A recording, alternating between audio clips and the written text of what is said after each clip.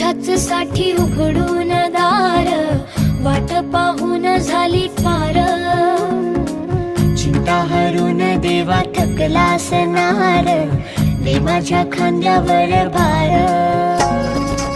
थोडा इथं टेकून जा, घास खाऊन माझ्या